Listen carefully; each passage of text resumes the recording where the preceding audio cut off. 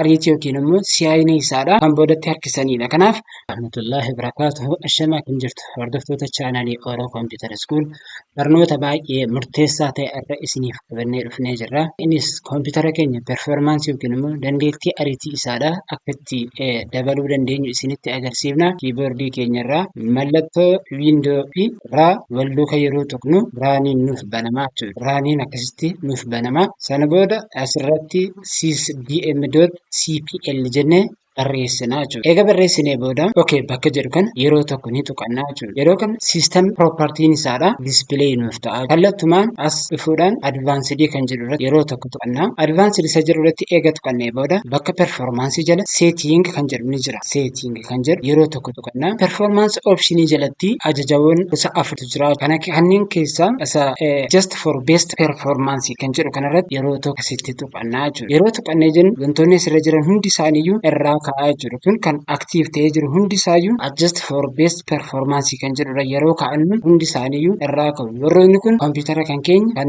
ariitii yookiin immoo siyaayinii isaadha kan boodatti harkisanidha. Kan hunda isaarraayyuu ka'eera. Sana booda apply jennee yeroo tokko tuqanna.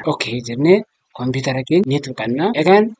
Kana booda koompitari keenya performaansii ariitiin isaadha dachaadhaan kan dabalu ta'a. Egaan hordoftoota keenya wantoota akkasii koompitara irra mudatan yookiin immoo koompitara irra jiran gara fuulduraattis amannee gadi isinii dhufnu yuutuubii keenya Oromoo Computer School subscribe, like, share godhaa isiniin jenna. Salaamu alaikum warahmatullahi wabarakaatuh.